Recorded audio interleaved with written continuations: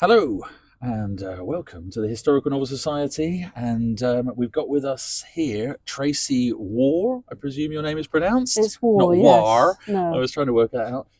And Tracey has been involved in the organisation of this great conference, 2024 in Dartington Hall. So just give us a brief background of why you're here as the organiser. Okay, and should I look at you or at the camera? Look at us, or the Okay. camera, whichever you prefer. Yeah. Okay, well, I lived and worked here at Dartington for 9 years. I taught on the MA courses, and I knew that it would be a great venue for a Historical Novel Society conference because it's got an incredible history of its own.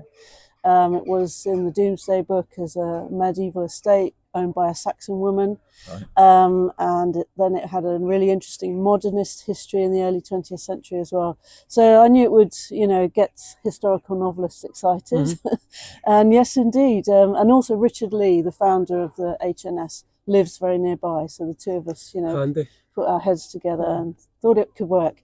It's complicated. The logistics have been very complicated, not least because we sold out with 250 delegates on site and about 150 online. And Dartington can accommodate quite a lot of people, but it couldn't accommodate that many. So we've ended up with people billeted in all over Totnes, the nearby town, and all over Paynton, another nearby town, running coaches and buses. But everyone's been really good-humoured about it all, and it's all worked, and it's So. I mean, it's been incredibly well organised because anyone who's organised anything to any level knows how complicated it is. And as you say, this has been a mammoth undertaking with so many delegates and so many guest speakers and people all over the place, and all different events, different talks taking place and simultaneously, and signings and all sorts of things. And it's run. I mean, whenever there's been any sort of issue, it's all been solved very quickly. So it's been brilliant from someone attending. I can say it's been great fun and really, really good. Yeah. That's great to hear. Yeah. But you're also a novelist yourself. I am. So tell us a bit about your books. So I've published now 6 historical novels. They're all set in the early medieval period, 10th to the 12th centuries. I wrote a trilogy set in Wales about a Welsh noblewoman, Nestfer Rhys, when I was living in Wales. And then my other books, the other 3, are all set in France, in the south of France, because now I live in the south of France, surrounded by medieval castles and bastide villages at the top of hills. So there was lots of inspiration to write historical fiction. Brilliant. And what's your latest book? Because you've had a book just come out, haven't you? Just before the conference kicked off. By sheer accident, I published a novel just in time for the conference. Yeah, perfect.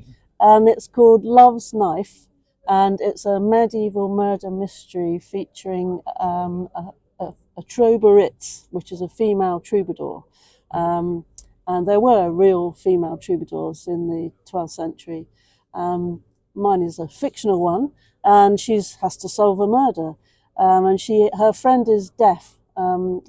She's a maid and she's deaf. My grandfather was deaf, and I wanted to sort of pay an homage to my grandfather and think about my childhood experiences of him lip reading and having a different sensory experience. And it's an interesting contrast, the troubadourette, who is all the time listening to sound and music, and the other character who doesn't hear but observes a lot. Brilliant. Yeah.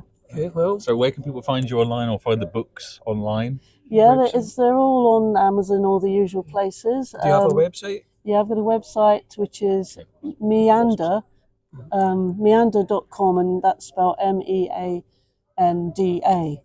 Meander.com. Meander. Yeah. Okay. Oh no, meanderbooks.com. Oh, Sorry, let's get it right with meanderbooks.com. websites.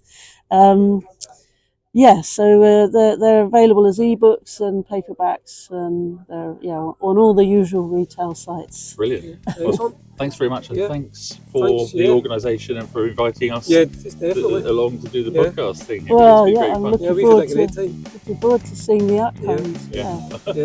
We'll have to edit it all together. It's going to be quite a lot of work. Thank you very much. Thank you. Cheers.